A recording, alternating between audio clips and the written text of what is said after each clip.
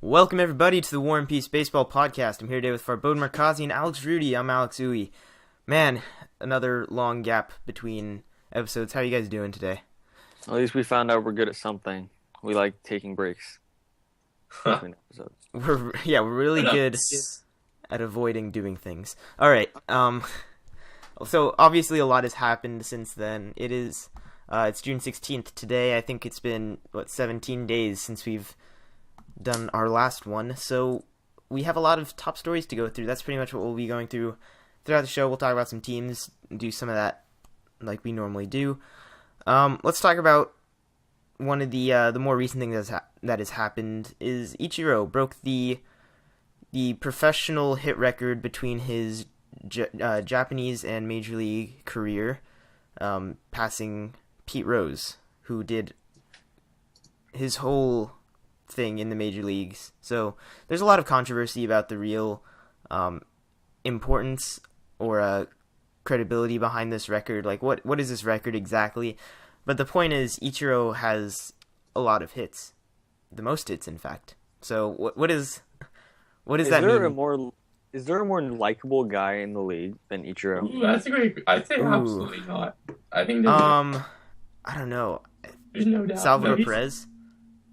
No. Is No. that sarcasm? No, No, he's very well. Like, is there any reason why Not he as should much- lead all of the All-Star voting? Other than, like, he's not. I It's certainly really not think his playing All-Star ability. voting is a very poor way to measure likability. And I'm just saying That's that's one. I think, That's one I think thing. that's a really bad way. Hey, to we're talking measure about the it. Fight Club fans. Just the Fight Club fans. We're talking about there must be a lot of Ichiro. them. We're talking about Ichiro. Okay, I'm just trying to. I'm throwing names out there to make this question interesting. Okay, I like, don't think those are comparable guys Yeah. in popularity. no, I mean, I'm throwing names out there, so you can shoot them I down. would say he's the most well liked player of the past 15 years. How old is he? He's 42. Yeah, He's in very good shape. He I mean, is. you could argue that Derek Jeter maybe had more fans or something like that, but there's also people who hated them.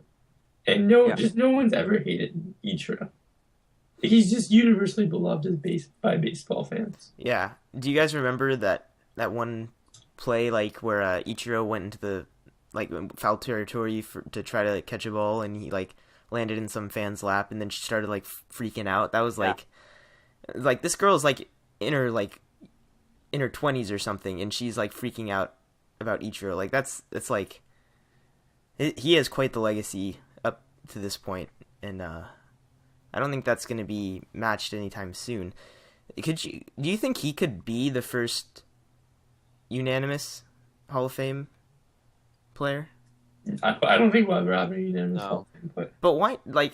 What? Because he has all the numbers to back it up. it too. doesn't After- matter. Those after guys are this just past- never going to vote for those guys because they think that other people who deserve the votes more because they need them more or because they just don't want someone to be elected unanimously or for whatever stupid petty reason. So It's not. He deserves it as much as anyone, but he's never. are we saying that if somebody like Ken Griffey Jr. can't get it? That's what I'm saying. Exactly. I'm Ichiro. saying if after this past ballot, like a Hall of Fame ballot, that they didn't get unanimous, I don't think we're going to have. I really think if Jeter or Rivera don't get it, no one will ever get it. I can see That's Jeter fair. not getting it for some statistical just random people that think he doesn't deserve it. But Mariano Rivera is the best closer of all time. I mean, he's literally the best player ever at his position, and I really don't think he's gonna Derek get. Jeter's the best player ever at shortstop? No, Rivera. Yeah, that's what I said. He's the best closer of all time. No, I was so. agreeing with you. Yeah. So that kind of strayed away from Ichiro. Let's talk about just what Ichiro is doing now. Let's think about the now. And he's playing for the Very Marlins. Very good shape. Preseason. He's playing for the Marlins, and he's I'm playing sorry. a lot. He's leading off a lot. So is he a valuable player in your minds, in fantasy leagues or for his team? Do you think he has warranted more attention than he's got aside from the record? Not really, no. Because his average is where it should be. It's above 330 still, I think. And he leads off. He scores a lot of runs. I really don't think he's going to hit 340 the whole year, considering the past. But why not? He He's hasn't always hit above 300 in like 4 years. I don't think he's going to suddenly change at age 42 and have a resurgence. I mean, it's happening so far. Why can't he? He hasn't played regularly a lot in the last couple years for the Yankees. You forget about that.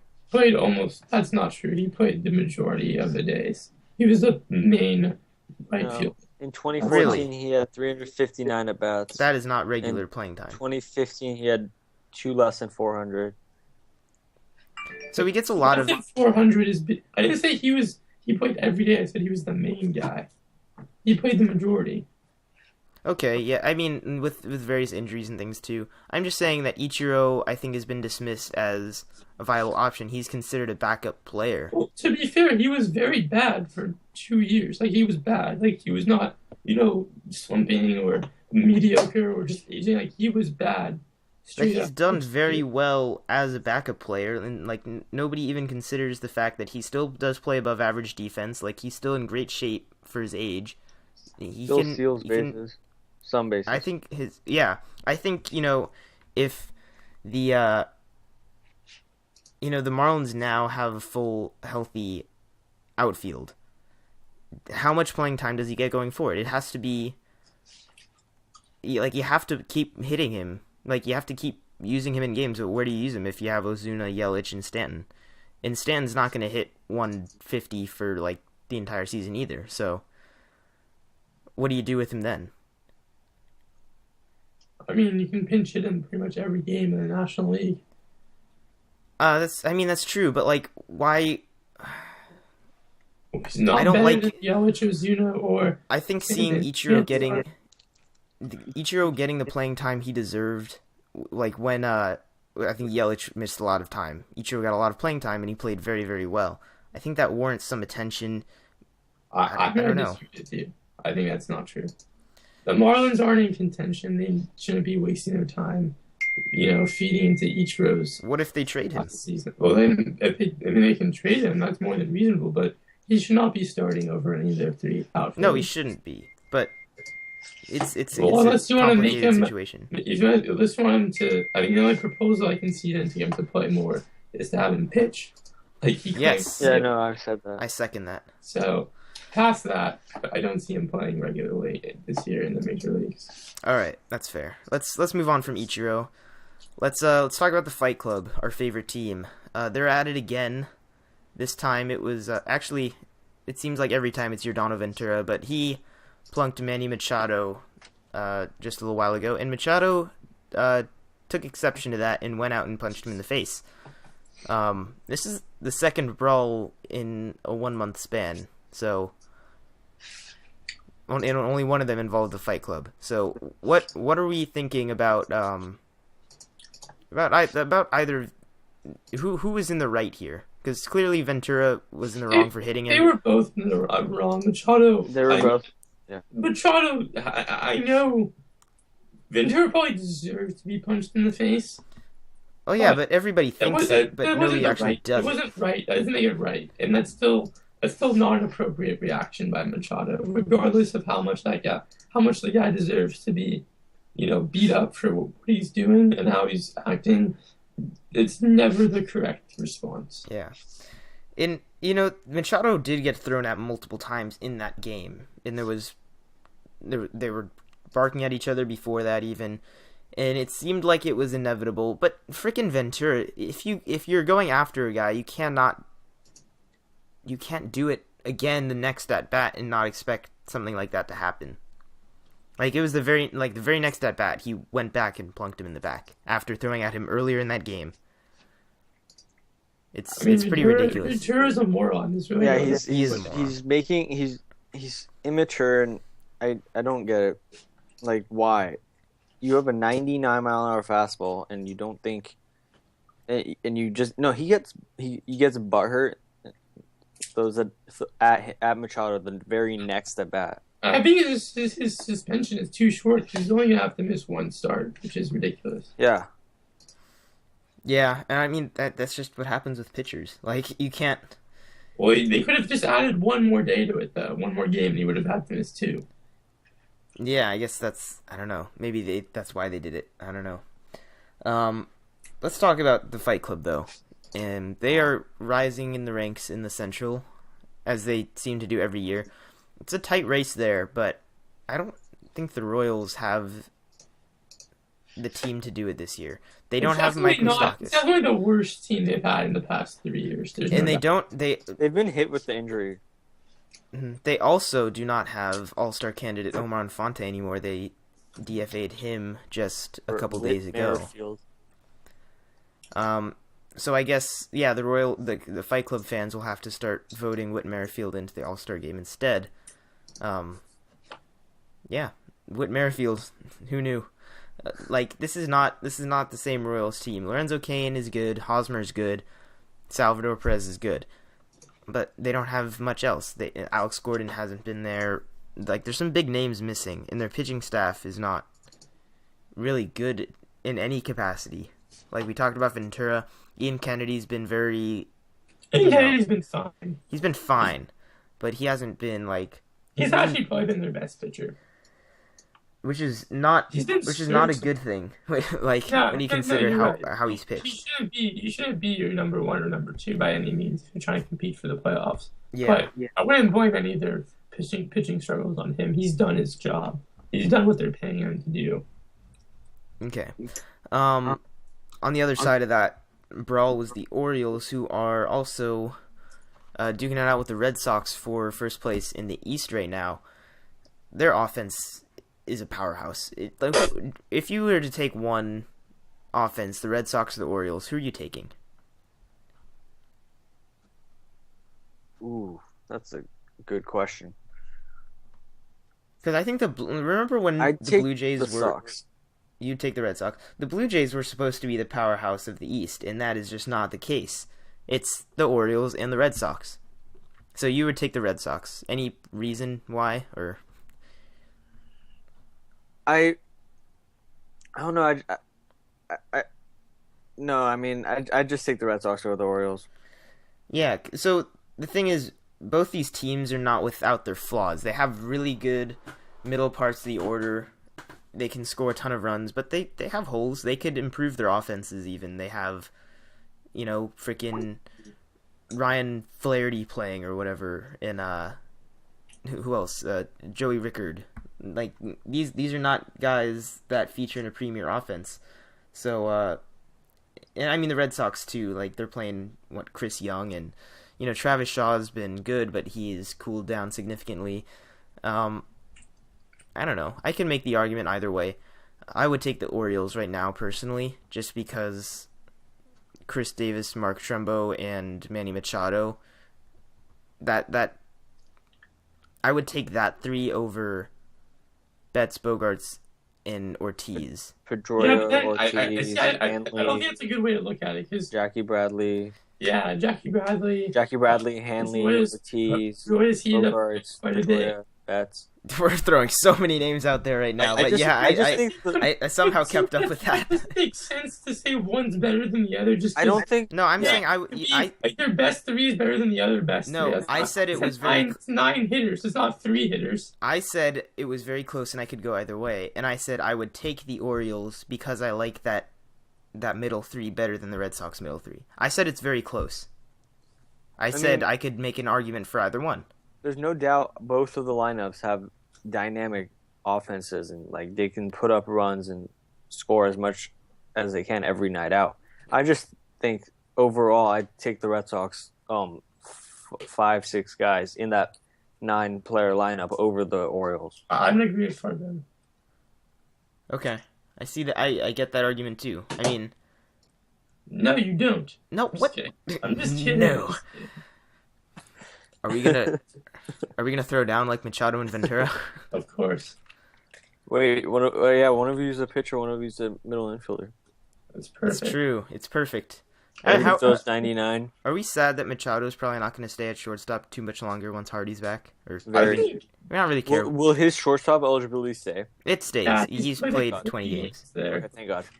Then I'm not sad. All right, I'm sad because I just think he's more dynamic at shortstop. I think so too. If you want the best players playing the two best defensive positions, those are center, or the most important, those are center field and shortstop, and you show off that supreme athleticism just simply more often at shortstop than third. I just think for pure entertainment and pure use of the game's best athletes, it's just better. It's just more fun really to see him at short, showing off what he can fully do than at third base, where he's still amazing and entertaining, but it's just not. Yeah. But at the same time, he has less like third base is much fewer leadership responsibilities just in terms of like an on-field. The shortstop's the captain of the field. He has to be much more involved defensively than pretty much any other position. So you think he can't do that? No, he can, but there's an argument to be made that just keep it simple, keep him at the hot corner where he's been a Gold Glover before, and just let him rake. I don't know. I don't think so. He was always supposed to be a shortstop. He only moved to third because of Hardy. Okay, yeah. I don't think the leadership thing is an issue. I don't think it is either. Maybe it is if he keeps punching people in the face and getting suspended, but I don't think that's a regular thing. Hopefully not. Let's go ahead and move on. So, something interesting that has happened in the last few weeks is the smack talk between pitchers, and it's not from the pitching side of things, it's from the hitting side. Madison Bumgarner has said he wants into the home run derby, and that was followed up by Jake Arrieta and Adam Wainwright saying they want in. Adam Wainwright. Adam Wainwright is a very good hitter. I don't know if you realize that. I'll try to pull up some numbers for you. No, he does not. He's compared to Madison Bumgarner, he's nowhere near in the home runs. That's what I'm saying. But Wainwright's a very good hitter. But what do you guys think about this? There's a lot of it's a fun idea, and then every single analyst I've heard is like, no, we don't want these pitchers risking anything and getting hurt, playing in the home run derby. Come on. It's really gimmicky, honestly, to put a pitcher in the home run derby. But to be honest, the whole home run derby is just a gimmick. It's a gimmick, and it would be so much fun. So I really don't think there's any reason not to do it. I've been to the home run derby. It's really not that entertaining. Oh, you're cool. I'm just kidding. It's probably maybe the most overrated all-star event in sports, and I think it would be improved by seeing a pitcher. I think they should have a pitcher home run derby as a separate thing. No, I don't think so. I think it's just put B. Bumgarner in the home run derby. I would be okay with that too, but this is the thing. You can't have it would be weird if him and Arrieta were in the home run derby or something like that. No, just only Bumgarner. Okay, yeah, no, I would. That's I would. The thing. I wouldn't want I love this thing just because I think it'd be fun for the game, but I don't want random pitchers. I want Bumgarner or Arrieta maybe Bartolo to be in it. And the one thing I love the most. The one thing I love the most about this whole thing is that it's taking away all of the talks about putting the DH in the National League. It doesn't take away the talk. There's that argument is going to last for a long time. I honestly don't. I still think there should be the DH in the National League, because why can't you just have Bumgarner hit and then DH for one of your position players? You can. You certainly can. With that. There's nothing. I want the DH in the National League. I'm a proponent of it. I think it should be in the National League, personally. I think people who are against it have just kind of stubborn and connected to the past. Well, I understand the argument that, the way the game is, it makes sense to have your athletes have to take the field and hit at the plate. I get that argument in that, the pitcher should be good enough athletes to hit or whatever, but it's just not, it's more fun to have a DH. I don't know. I like having DH in one league and pitcher in the other, because you like the variety. No, I just like having the National League pitchers hit. It's just a different game overall. Well, it shouldn't be a different game though. It should be the same game. They both play. See, I think that's the whole point. Why they shouldn't be different? That doesn't make sense to me. But then it takes away our opportunities of seeing guys like Mad Bum hit 13 career home runs. Well, it doesn't though, because he can still hit.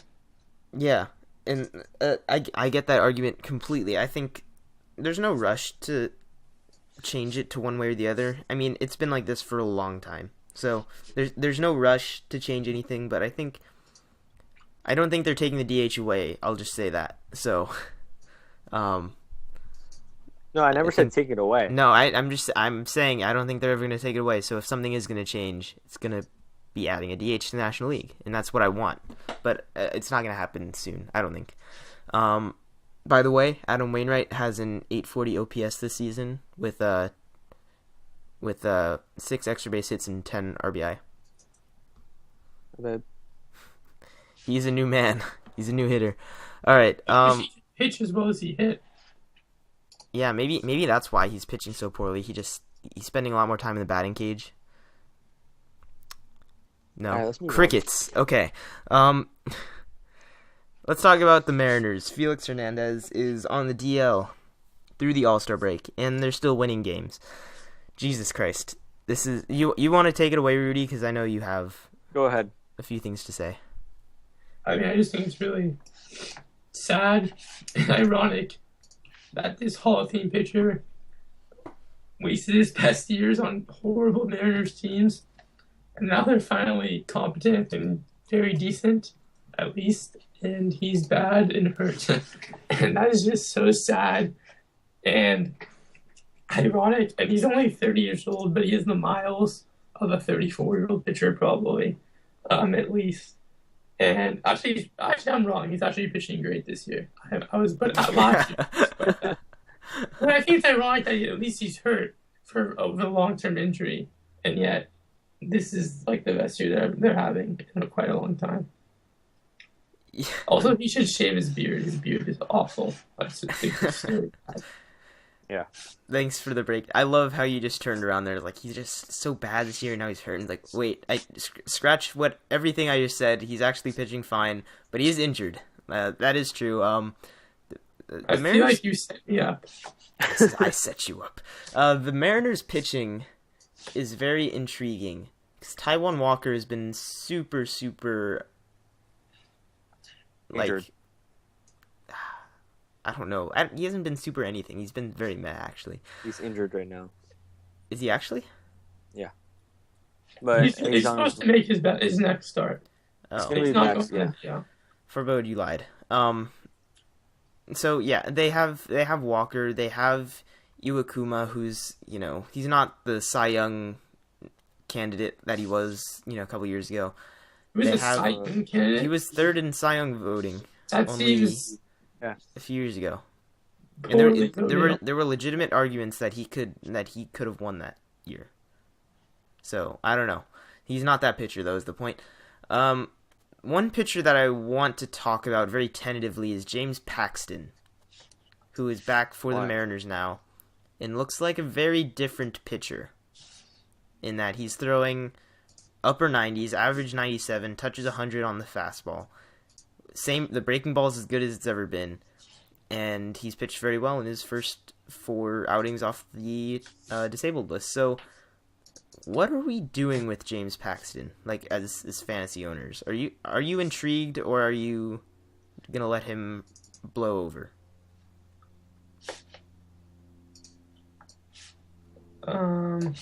Any day now.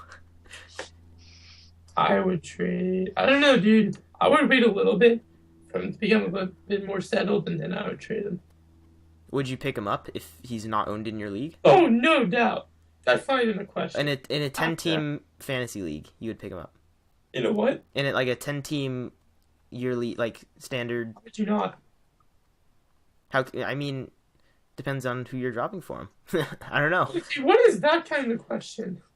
I mean, is he a must-own now? Has he proven enough to be a must-own for you? It sounds like a yes to you.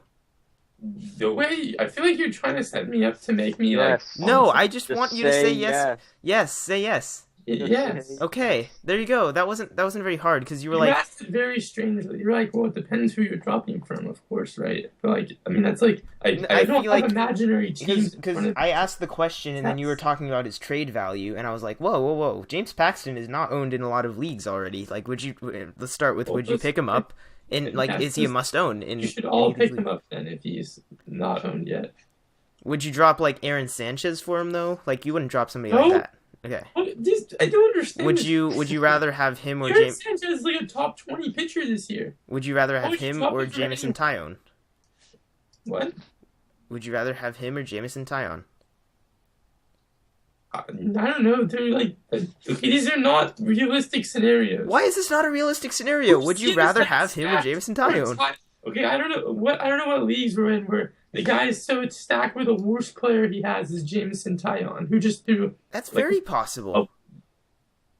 It's not realistic. Like, okay, if you're in first place, your team's up by 200 points, maybe you shouldn't be adding James Paxton. But most teams who need to be improving their pitching, I'm sure have someone like that are worth dropping for James Paxton. Okay. You seem very offended by I just don't think it's a worthwhile discussion to compare dropping a former top 5 prospect who just pitched an incredible start for James Paxton. I really find that hard to believe that in most 10-persons league, the vast majority of teams' worst player is Jamison Taillon. Those managers should all be hired by major league teams to be general managers if they're that good. Okay then. You're like getting angry about the idea of people having teams that are good enough for that, and that's very I possible. just don't think it's a worthwhile discussion. Okay, fine. I'm trying to make it. I'm trying to provide comps. I'm trying to make things interesting. I'm throwing names out there. I'm getting just getting destroyed right You now. shouldn't. I mean, Aaron Sanchez is How dare you. having an amazing year. Why would you drop him out for any player? So I'm just trying to get a gauge of where you think Paxton is, because there is going forward, there is a chance that Paxton is as good as Sanchez going forward, possibly better. I'm just trying to see how high you are on Paxton. I'm just trying to test the waters a little bit. I don't know. I feel very attacked right now. Farbo, do you want to take us to the next story? I'm gonna go curl up in a ball in the corner over here for a little while. I mean, look, just for the sake of argument, I will show you in our 10-person league. I'll look at your team. What's the name of your team? Weapons of Mass Destruction. Yeah. You have. Let's see. You have Justin Upton. He's having a horrendous season. Alcides Escobar is having a horrendous season. No, I can't drop these players. They're my starting position players. I can't not start position players. You have. It's not a comparison. I mean, you could drop any of those guys easily, and you're in first place. You have Matt Harvey. I can't just not start a shortstop. I would consider dropping Matt Harvey. You have a shortstop. You would drop. Okay, wait. So you would drop. You have Ian Desmond. You have another shortstop. I have the minimum position players in that league. I'm just saying right now. You would drop Matt Harvey though. That's a name that came up. You would drop him for Tyone or Paxton. I mean, yeah, but I would have dropped Matt Harvey probably a while ago. To be honest. Really? Okay? See, this is why I play. This is why I ask. But my point is, if I had Matt Harvey, I probably would have gotten rid of him like months ago, either a trade or a drop, because I'm a very impatient owner. So I don't know. Realistically, if I drafted him, I wouldn't have still had him. I would have gotten rid of him in some way. Oh, I traded for him. I didn't draft him even. So you traded him in the first week of the season. He was struggling early on, so I traded for him, and yes. he's been good his last couple starts. I don't know if you've been around for that part. Yes. So you would still really? I still have Harvey as a top 20 pitcher. I think that's not accurate. Given track record and like what I've seen, he seems to be back on track, at least with, what we've come to expect from him. Like, maybe not the dominant pitcher that started the All-Star game a couple years ago. Well, top 20 is dominant. His last 3 starts, he's gone 6 or 7 innings in all of them. One earned run, a few. By last 3 starts, then Matt Shoemaker is the best pitcher in the major leagues. He might be. Would you rather have Tyone or Shoemaker going forward this year? Tyone. Okay. or Paxton and Shoemaker. This is why it's fun to play with the names, because I don't know what you're thinking. I don't know how you value these guys. Shoemaker's been insane his last couple games. Shoemaker is a strikeout machine. Shoemaker's also had one season with a league average ERA. That's true, but that was his rookie season. When you're striking out this many batters, it's Shoemaker's gone 38 and a third over his last 5 starts, giving up 8 runs and striking out 48 with 1 walk. That is very, very noteworthy. I don't know why you wouldn't. I think you guys overvalue small sample sizes. Yes, well, because we take baseball's a game of large sample sizes. So and the thing is, I would say that you guys value too much of small stretches when, in the long run, most players return to career averages. Okay, so you say that, but then there's these prospects. No, for me, not if you really think Shoemaker's going to keep that up for the rest of the season. I don't at all. Out of your mind. I think he's not gonna be the guy he was last year. I think he's gonna be closer to the guy he was his rookie year, but not anywhere not as good, but closer. Okay, it is a small sample size, but when you put numbers up like 48 strikeouts to 1 walk, that shows there is definite value there, at least in the strikeout department. And he's not going to win a lot of games with the Angels. Nobody on the Angels is going to win a lot of games, but he can be a very productive pitcher. And you have to read into these things a little bit. And you talk about small sample sizes. Taillon and Paxton have made a combined 6 starts this year, I think. I mean, I didn't say Shoemaker was bad. I just said I would take Taillon and Paxton over a guy with a 4.76 ERA. Shoemaker started the season with a 9.15. That's the thing. That's but see, it's all about going forward, though. You guys are picking and choosing what games you want to count. So just because they pitched really well recently, you're just discounting the beginning of the season. No, not at all. Terrible. No, but you guys are both doing that. Not at all. We're projecting going forward. But you can't use. You guys are picking and choosing where you want to prove your own arguments. You can't just. It's like the White Sox. If the White Sox were playing like they were in the beginning of the season now, and they play like they were now at the beginning of the season, people would be like, "Oh my God, what a surprising team! They're playing so well. They're heating up. They're on fire." But instead, everyone's kind of lukewarm on them because they're going back to what their median is. It's just you guys are doing the same thing. So just because you guys are hot now doesn't mean they're suddenly top players in the league. And nobody said they're top players. They have. But you can't discount they were horrendous at the beginning of the season. So no one ever by that said logic, Chris Archer and Sonny Gray and Dallas Keuchel should be dropped in all leagues and traded away as quickly as possible. No, nobody's saying that either. We know what value they have. Those are pitchers with very, very defined expectations and that have pitched well below them so far. But the potential for them to succeed is still there. That's why they're still owned in all these leagues. Their value is a lot more clear than guys like Shoemaker, who had no value going into this year, and now has proven that he is. You can't discount that. You can't discount that he had no value for good reason.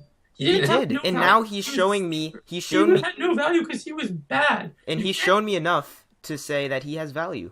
Well, I guess you're just an optimist and I'm a pessimist. I think that's overreactionary for 3 starts just to determine that a guy is the top pitcher. It's okay. I never said Shoemaker's gonna keep this up. I think I just said that I don't see him going. Like as an Angels fan, I've seen his adjustments from the beginning of the year to now, which is why I'm saying I think he's going to be closer to where he was 2 years ago, but not not as good. But I never said he's going to top 20 player. But when you look at a guy like we were talking about Matt Harvey, I still think he's a top 20 pitcher. He's not performing like one. I still think he is one. Well, right now he is, and that's what we expected. Like you talk about regressing to the projections at the beginning of the year, and he pitched horrible to start the year for whatever reasons there was definitely some arm issues or something that was hindering him, and then recently he's shown the stuff and the numbers that are more accurate to what Matt Harvey should be. Update: Colby Lewis is 3 outs away from a no-no. Did he lose the perfect game? Yeah, I think they made. Yeah, he walked. Pretty sure the Rangers made an error. No, it was a walk. It was a 2-out walk. That's unfortunate. Well, we will keep you posted on that then. Yeah. Have we missed other no-hitters this year? Like, what has happened on the no-hit front? Nothing, right? Jake Arrieta. That was a long time ago. That was in April. So nothing since then, huh? That was still this year. Okay, fine. You answered my question. Speaking of Chicago, let's talk about the White Sox a little bit more. Good job. That was quite the segue. Rudy brought this team up a little bit, and how they were incredibly hot to start the year, and then, kind of struggling to stay afloat lately because they've been making a lot of roster moves and not a lot of results so far, especially from the recently acquired James Shields, who I don't even know who they traded away, but they took on some of Shields' contract, and he got lit again in his last 2 starts with the White Sox. James Shields is such a headache. So, we're talking about projectable pitchers right now. James Shields does not seem very projectable. He's given up a lot of runs, and it's not that he's done for, but he's not the same James Shields we're used to seeing, obviously. He should go to Pittsburgh. He needs a Pittsburgh pit stop. Is that we should call it that? Pittsburgh pit stop? Yeah, struggling pitcher needs to make the Pittsburgh pit stop and then go back out into the real world. Yeah, so James Shields is not going to offer a lot for the White Sox, I have a feeling. I mean, he'll be fine. I don't know if he'll be fine. Do you think he gets DFA'd? And they're clearly not afraid to do this with pitchers. They did it to Latos, and they did it to Jimmy Rollins, actually. Yeah, but those guys didn't have $20 million that were owed to them. And they also That's true. They also had a replacement. The White Sox aren't taking all of that, though. No. Yes, they are. Shields has $40 million left. The White Sox they took half of his contract. Yeah. So, can you trade him again? I don't know if anybody's going to take him. Pittsburgh's going to take him? I don't know about that either. Just eat all of it. I'm not going to lie. I don't really understand how he's just this bad, considering he was never a guy who, who's overpowering. Maybe he was a power pitcher, but he never had, a 99-mile-per-hour fastball. He was always a guy who relied very heavily on the changeup. Yeah. And I think just the loss of velocity is very Tim Lincecum-esque in that the fastball velocity influenced the changeup a lot. The changeup's effectiveness a lot. And he just doesn't have it. The difference in velocity with his fast and change. Shouldn't you just be... just for the sake of argument, shouldn't you just be able to throw your changeup slower to match up with your slower fastball? Theoretically. If the fastball doesn't have that velocity, though, hitters they have less need to guess. So is he never a particularly... It's the reason why Jared Weaver's less effective. He just throws his curveballs and off-speed really slow. See, he's only 86, though. Isn't Shields is not throwing low 90s? Or no? I think he's hovering around 90, which is really not a lot. It's not... But just for sake of argument, there's plenty of starting pitchers who are at least serviceable who throw... I looked up James Shields, and the first link was, did Bartolo Colon break James Shields? I'm confused. Because he hit the home run off James Shields. But actually, Bartolo Colon's a great point. Oh, yeah. That speed, and he does perfectly well. Yeah. James Shields is adjusting to this, though. I don't think he's going to be, 10 earned runs a game bad forever. But, he's got to adjust to the circumstances of what it is right now. And obviously pitchers go through cold streaks, and it's just a really, really bad time for him. I don't know. What were you saying, Farbode? No? Okay. Anyway, the White Sox, do you have them finishing even in the top 2 in that division now? They have no... I really don't think so. Their offense is bottom 5 in the league, and that's even with... their best offensive players aren't exactly hitting bad. So... Shields' average fastball is a 90, if not 89.5. So, let's just go back to the White Sox. It's not like they have a lot of underperforming guys that need to heat up. And their pitching staff is also I think they're just a 500 team. They have absolutely no depth. Their farm system is not really anything noteworthy. They already called up their top prospect. They emptied quite a few guys in that Frazier deal, by the way. What? They emptied out quite a few guys in that Frazier deal, too. You're right. Yeah. And I just don't think... Are they really better than a very surprising Cleveland team the Tigers or the Royals. I don't think so. I like Yeah. Cleveland more. I can't believe Cleveland needs a bat. to be honest. I'm really surprised. I mean, everyone knew their pitching would be this good, but I'm surprised that their offense has even been this competent. Yeah, it is pretty I thought it strange. would've been Brantley has not provided anything this year for the most part. Francisco Lindor has been a powerhouse. That is the biggest factor, I think. Jason Kipnis has been really good as he has Napoli's been. been really good. Who has not been? No, I said Napoli's been really good. Napoli's been really good too. Carlos Santana he's what he is. He walks a lot, hits for a little bit of power. I don't know where they're getting all this production from, but they're getting it. It's just happening. I don't know. It's all happening for them. They definitely need a couple bats, I would say. They could use Jay Bruce quite a bit. Ooh, I like that. I don't know who they'd have to give up for him though. Would you give up? They have two really good outfield prospects in Double-A right now. Would you give up one of them for Jay Bruce? Probably not, because I don't know if this team is really gonna like. I mean, that's tough. That's actually a great question because they're in that weird stage with the Astros where kind of last year it's like, okay, we're playing way better than we are. We're probably gonna make the playoffs because of how well we're playing. Do we go all in to actually try to do well in the playoffs, or do we just kind of accept that? Our team's kind of overperforming a little bit, but we shouldn't give up on the future just to buy all in on an overperforming team. Then again, it didn't work for the Astros. They That's my screwed up. point. It That's did what I'm work. trying to say. It did work for the Mets. They went after Cespedes. They traded away a top prospect, and it worked incredibly well for them. So there's a risk. You saw both instances last I year. would try to give up a pitching prospect for Jay Bruce because they really don't particularly need pitching. And all their pitchers are kind of entering their late 20s. So, I mean, they kind of need to go.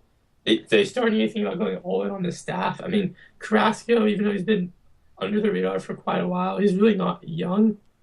So, yeah, I mean, I would try not to trade those outfielders because that's their whole future, kind of. But, I mean, yeah, it's tough. Jay Bruce would really make that team. He's been really good this year too. Yeah, exactly. If I were to pick a side of, if they were to trade for Jay Bruce between the Mets side of the spectrum and the Astros side of the spectrum, I would go with the Mets side. I think it's that. I think he's more comparable to being able to provide what Cespedes did for the Mets. I really do think that. So, we'll see what happens when the time comes. The trade deadline. Isn't he a free lot of agent time left. soon? That's why he's gonna. So I don't even think. Why do you think he'll cost that much then? Even. I don't know that he will. I mean, Okay. he'll cost something. Okay. So You don't necessarily think that he'll. No, but if there's a lot of teams that are going to want Jay Bruce also though. So there's other factors. There's a lot of time. A lot of things can happen between then and now. Who knows? Jay Bruce could injure himself and be out for the season. I mean, they really wanted to trade away those prospects. I would try to aim for like Cargo. That's also a good one. Yeah, is he a free agent at the end of the year? I don't know if he is. I don't think he is. I think he's still I have signed. no idea. No idea. All right, let's No, keep he has a talking about bad players though. Carl Crawford was DFA'd by the Dodgers, and Jose Reyes is DFA'd by the Rockies. And Omar Infante, who we already talked about, the All All-Star DFA candidate. teams isn't too shabby. Latos, Rollins, Crawford, Reyes. Infante. Would that team be better than the Padres? Ooh, the age-old question. It might be They should make an expansion team of all those guys. What? an expansion team.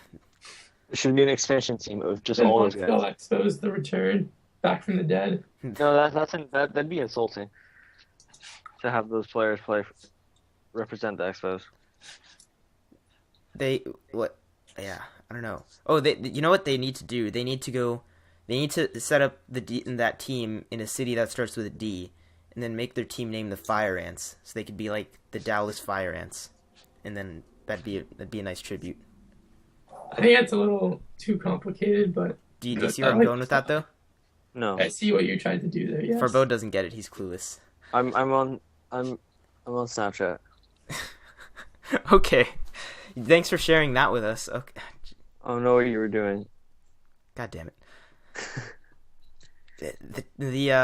Oh god. I don't know what to do with you anymore, Forebode. I think we're done with this. Alright. Let's keep on talking though. Yu Darvish was back and now he's not. So he's gone again. Shoulder tightness. Are you really concerned? I'm somewhat concerned. Am I alone now? Is that? Oh, okay. You're here. Forebode, get off Snapchat. God damn it. I'm off of it. Is it shoulder tightness? Yes. Well, it was his last injury was a neck thing, right? Neck and shoulder tightness is what he's on the DL with. No, but what he came back from, was that Tommy John and? No, I think thought it was neck. In previous years he has had some like minor neck things that have put him on the DL before his Tommy John surgery. What are we talking about? My internet died again. We are talking about Yu Darvish and our level of concern with him. I'm not too concerned. I mean, I'm like medium concerned. Yeah, I'm not very concerned. It depends on what happens after. No one can deny though at this point that he's just made out of glass. Which is a really weird thing to say about a guy of his stature. You know, like that. Like you look at him, he's a really big guy, and you're like, "Oh, that guy's made of glass." You're absolutely right. You would never think, looking at him, that he would get injured this much. But even if you ignore the arm injuries, I'm pretty sure he's had just a lot of general injuries. Yeah, and we talked about. I could be wrong. The other injuries before were neck and shoulder related too. So I don't know if that's this nagging again from like overcompensating coming off of an injury. There's a lot of possible things that are happening. There is a good chance that they are just being very, very overcautious in that. Like after he left his start with the shoulder tightness, he said he didn't feel it. He was fine. He threw the next day. And then he skipped his next start. I guess it was like still kind of lingering. There's a good chance they're just being extremely, extremely cautious, and it's not a very bad thing that they're doing that. They just need to rest his arm. Maybe they were pushing it too much. They're winning enough. They have breathing room. They have Colby Lewis throwing no hitters left and right. I mean, his inning's starting right now, by the way. All right, well, keep us posted. Yeah. Yeah. I like Yu Darvish a lot. He was good when he came back. He was striking out batters. He wasn't going super deep into the games just because of his pitch count. But I don't think his performance is hindered too much by his return so far. Pain tolerance maybe at this point. Oh, I don't think it's a tolerance thing. I don't think it's about pain tolerance. I think it's about precautionary limiting of his pitching, of his innings, because you don't want to push it, especially at this stage of his recovery. So he's not a bitch. No, he's not. He's not a bitch. I think if you called him a bitch, he would fold you in half and then throw you across the country. I'd like to see him try. No, his shoulders. I would like to see that too. Yeah, his shoulders his tightness shoulder. He can't throw shoulder tightness. He'll get somebody else. He'll fold you up and then have somebody else throw you. He'll have his interpreter. His translator. His interpreter. He doesn't speak English yet? I mean, he has an interpreter. I'm sure he's learning. Ichiro just doesn't like it. Just does it because he's funny though. Yeah. Ichiro speaks perfect English. Munenori Kawasaki, he speaks English. Yeah, very broken English with a dictionary in his back pocket at all times. That's the best kind of English. All right, that's enough about Darvish. We're concerned, but not too concerned. The Cardinals, the baby sacrificers, they're doing some weird stuff right now because, as we've talked about since April, Johnny Peralta was going to come back eventually, and they were going to have to do something with Aledmys Diaz, who has been very, very productive at shortstop for them. And they did nothing with him. They left him at shortstop, and they decided to screw with the rest of their team, actually. They sent Colton Wong down to the minor leagues. Yes, the Colton Wong, who actually got a start in center field, so I don't know what their plan is with him. But Carpenter's back at second base. Johnny Peralta is at third base. And, I mean, they're still going to hit, so there's no problems there. But I feel bad for Colton Wong, don't you guys? I mean, yes, but also, He's honestly probably one of the more disappointing everyday starters in the major leagues. That's true, but like he was good. He was a good player last year. Like he did nothing to really lose that job other than not hitting ever. This year, it's not that he hasn't hit ever. It's just he struggled at the wrong time. He's never been an above average hitter. He is struggling at the wrong time for all this to go down, and you know, I disagree with you. He's never. I think this is just finally they have a good reason. They have better options, but they have a good. They've just been waiting for an excuse to send him down. But he's never been a good offensive player. Last year, which I admit he's only really played 3 seasons in the MLB, and that's being generous. But yeah, in his 2 whole seasons, he wasn't a good hitter by any means. He was average at best for a second baseman. That's being probably generous. So it's not like he deserves to start every day. He's been given the opportunity, and he's now performed to expectations, and now they have better options. I mean, there's nothing wrong with that. Oh, yeah, no, I get that, but like you know, there was supposed to be a lot of potential there, and I mean, they did kind of hinder his development, but he didn't help himself either. They didn't give him a lot of opportunities to hit against lefties, but I don't think he was gonna do that well against them anyway. I mean, last year he hit 260 with double digit stolen bases and homers. Yeah, I know. He's lost the no. Yeah, I was saying that, but you guys were talking. Max Muncy broke it up. Who? Max exactly. Muncy. Well, that's when you know you're a failure. Exactly. Yeah, he can join Yu Darvish in the almost no hitter club. No, nobody gets that. No, that was 2 outs. Hasn't he done that twice? Hasn't he taken 2 no hitters into the last inning with 2 out? I remember one of them. All right then. Yeah, Colton Wong is nothing special. You just, you know, you like him. He has a lot of potential. He was an insanely clutch hitter for a while with the Cardinals too, which it seems like every Cardinals player is insanely clutch. But ye old David Freese. Ye old David Freese is not doing horrible with the Pirates. He's doing okay. Neither is Matt Joyce. Matt Joyce, your former Angel. Angel fans are very butthurt that Matt Joyce batted 170 for us. And David Freese. When's the last time Angels fans weren't butthurt about something? Mike Trout? No, we've been butthurt about him not winning an MVP. I mean, okay. You know what I mean, though. Yeah. All right. Let us move on. We've got a couple more things to talk about. Let's talk about the Cubs, because the Cubs are fun to talk about. And, they're just a fun team overall. They are adding a few more prospects to the fun. They called up the left fielder Almora and the catcher Contreras the other day, actually. Did you guys? This is not about the prospects, but did you guys see that they're looking at the Yankees bullpen for bullpen pieces? I did see that. I don't like it. On which side? Are you saying that as a Yankee fan, Cubs. or I don't like it for the Cubs. You don't like it for the Cubs? Okay. No. Do you think they're? I mean, what would it cost to get like any of those 3? I think Betances is nearly untradeable, which is weird to say about a reliever, but I just see there's no incentive. There's really no incentive to trade him for the Yankees.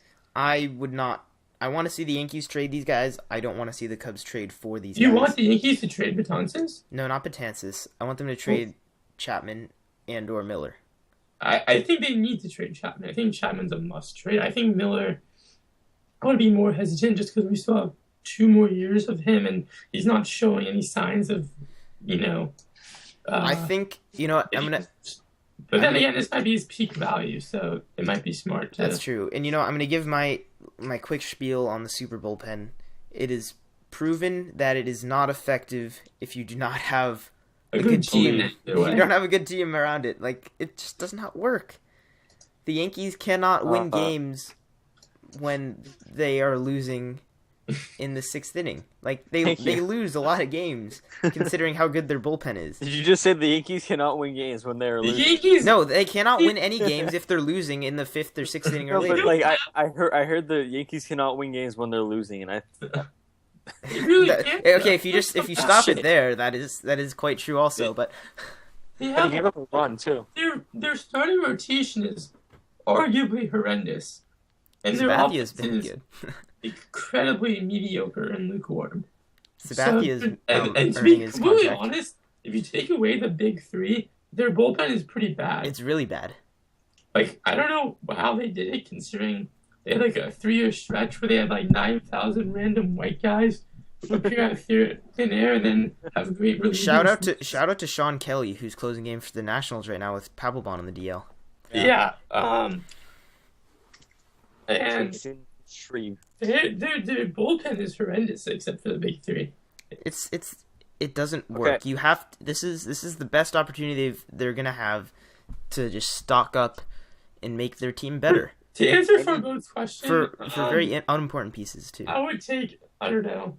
What do you think is a fair return? Any chance they're calling up Almora and Contreras so the Yankees can get a little more of like It's a showcase. a Possibly. showcase, yeah. But what do you guys think Chapman? Well, I mean, Solare's on the DL, so Almora had to play anyway. So What do you think Chapman is worth in trade? What do you think would be a fair Isn't trade? he a free agent? Yes. Okay, so the Cubs would have to. I would think take about- a couple. okay, I would take a couple low-profile prospects for him. I don't know what that means. I would like maybe more than like a little higher profile than the guys that the Yankees traded to get him, because those guys were like Well, really bottom of the barrel. They traded depth in the system for him, so Yeah, I wouldn't try to. I don't even know if they can get a top prospect for him, to be honest. But I Yeah. would try to get a couple mid-range, like. you think that's always worth?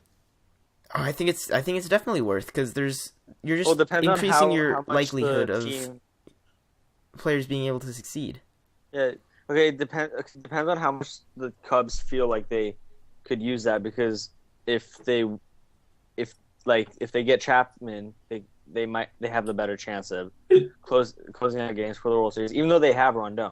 So you don't think he's worth this, even a single top prospect, considering? I think he's worth one top prospect and maybe like a middle of the. Oh, wow, that's a lot. You think he's worth the top prospect and somebody else? He's the best closer in the game. I mean, one of the best closers in the game. I don't.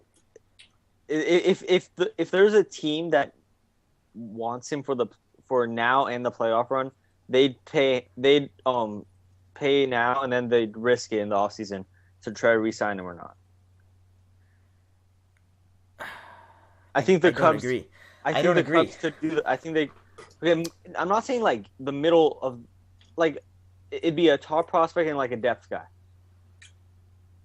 I don't think that's true. I don't think that's true. I don't think they're gonna get a top prospect for him.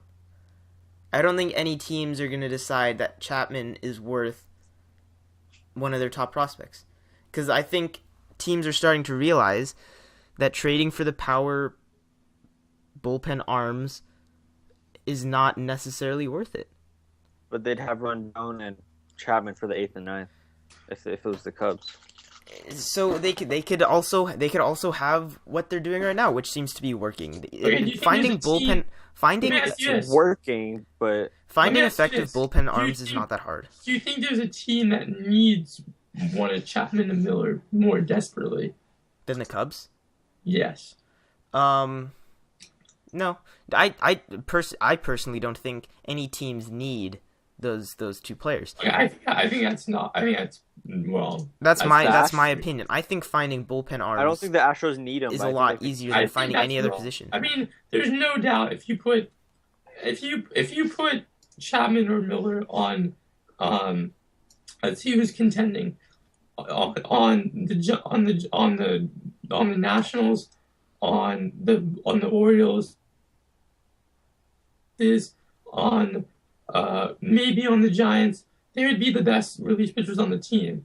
I mean, I really think that's pretty overconfident in random bullpen arms to say that no team could use them to improve their chances. I'm not saying that that Miller and Chapman are not the best of the best. I'm saying, considering how easy it is to fill your bullpen with quality arms, I would not trade a top prospect for him. Why is it so easy though? That's not true. I don't know why you think it's so easy. It's easier than any other take that position in back. baseball. By I that think logic, top every prospect. team in baseball has a great bullpen, which is simply not It's true. easier than any other position in baseball, is what I'm saying. I don't And think- teams that are really good at scouting, talent, like the Giants, for instance, who have assembled one of the better bullpens in all of like, in previous years, they were very loyal to their bullpen pitchers, and they assembled it very effectively. And they didn't... It's not worth trading a top prospect. There's countless teams. There's been several instances in the past couple of years. I believe it was with the Orioles last, where they had the top bullpen one. No, it was the Pirates. The Pirates 2 years ago had the top bullpen in the game. Last year they had the worst. So it's not like some constant thing. Last year the Pirates had the worst bullpen in the game? That is not true. There's no way that's true. That's what I saw. Last year, there's no way the Pirates are the worst. Yes. Mark Melancon and Tony Watson were amazing last year.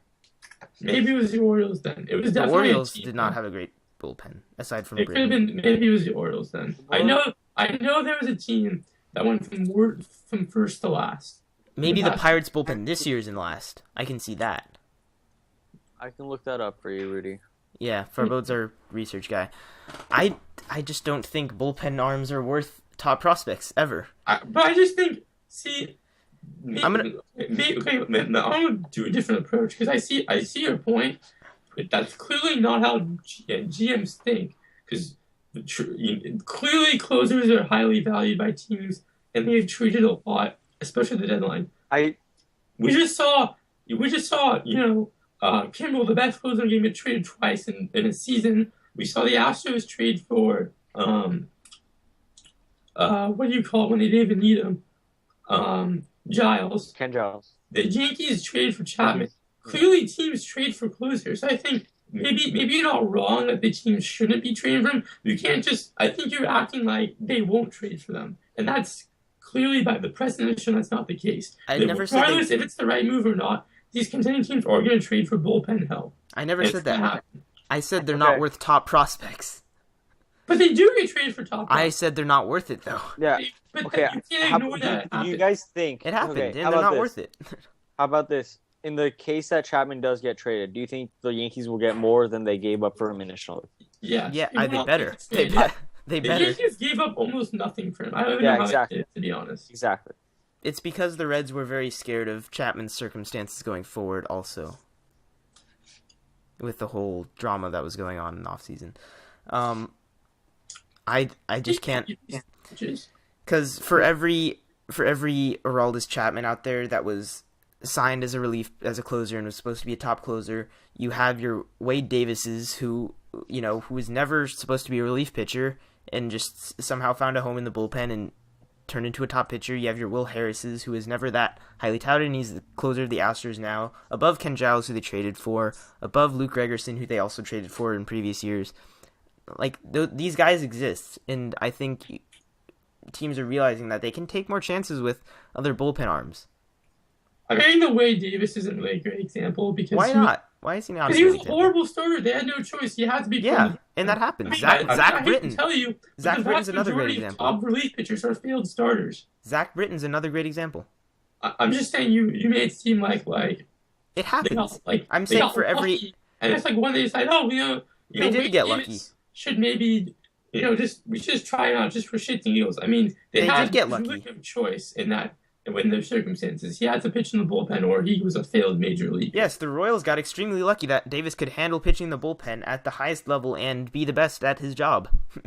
That was extremely lucky. Luck at all. I think he's always had this. Wade Davis added about 4 miles per hour in fastball velocity when he went to the bullpen. He was relieving. Yes, that's very common. But nobody saw that coming. Absolutely nobody saw that coming. I'm sure if you asked the Royals organization, they would say it makes perfect sense to us that he succeeded a lot better in the bullpen. Miller's a great example of that. Yes. I mean, I hate to tell you, that happens a lot with closers. Most top relief pitchers are guys who are failed starters who perform much better as relievers. You're acting like it's a brand new idea they invented on the spot. It's not an idea. I'm just saying it's not worth trading top prospects when it's possible to find bullpen arms from other sources. Yeah, but you're acting like every team. This is just going back and forth. It is really going back and forth and just eating up a ton of time. But by that logic, every team should have top bullpens, but they don't. No, they don't. But so some teams need to trade for that talent. They just simply don't have those guys just sitting around who just need to be put in the right spot. It's possible not just to have those guys and didn't have to trade for someone. That doesn't exist. You can't tell me that there's not one team in baseball that every single team in baseball that's trying to make the playoffs this year has a perfect bullpen with the perfect arms, and that not at all. That aren't perfect. There's guys sitting around that are perfect are going to become top relievers out of the blue. That's not true. You're putting words in my mouth. I'm just going to say it again. Trade for all the relief pitchers you want. Don't trade top prospects for relief pitchers because it is not worth it. But okay. It happened, and I don't think it's ever been worth it. If I were the Red Sox, I would not have traded for Craig Kimbrell. I would not have done it. I'm just gonna say that. That's. Okay, so let me ask you this: the Royals would never have had Wade Davis if they didn't trade their top prospects for him. They did not trade for Wade Davis. Shields as well. Wade Davis was the headliner of that deal. But they still would never have gone him if they didn't get top prospects. Would they ever have won the World Series without him? I don't know. They've won the World Series without James Shields, is a way more valuable player to the Royals at the time than. They didn't win the World Series with him. They won it with Wade Davis. James Shields transformed that pitching staff though, and he was very good in getting them to the World Series that first year. I think the Cubs have way too many prospects, and they're stunting their growth because there's simply not enough spots for them. Javier Baez is a great example. His career, I think, is slowly. He's probably just going to end up as what? Well, Soler just might not be that good. That's also true. I mean, I think these guys are not going to play for you, so you might as well get talent that's going to directly help you win a World Series in return for them, instead of just letting them waste away in the minors when they're not really going to improve and they're ready for the majors. You know, I think we make that argument a lot about, this guy's never going to play, and like there's no reason to have him, and I think we find over and over again that the teams with the most depth are the most successful teams. I'm just gonna leave it at that. I understand your argument. I understand that bullpens are important. I'm just saying I would never trade a top prospect for a relief pitcher ever. So that's just my thoughts on that. All right. Wait, what if the top prospect was a relief pitcher? Then just use him. I win. I don't know. I just think, we could argue about this. I don't think there's a lot of top prospects that are relief pitchers, by the way. One last little note. If you're a Tim Lincecum fan out there, he's going to be starting for the Angels on Sunday, so get your tickets now, folks. In Oakland. It's going to be a slugfest. In Oakland. All right. That is all for today's podcast, though. Did you just clap? Did you just applaud our podcast? Yeah. Yeah, okay. So, of course, you can follow us on Twitter at WPB_podcast. We do stuff there and tweet stuff there. You can check out our website. The link for that will be down below. Or you can email us at warandpeacebaseball@gmail.com. If there's any other links in the description, they will be there for you to check out. Thank you again for joining us. Can I just say something? I just found an article saying stop trading for relief pitchers, you idiots. Did you write that? I work quick. All right. You did that in the last 5 minutes. So appropriately timed right there. All right. I'm going to say thank you one last time for joining us. As always, Farbode.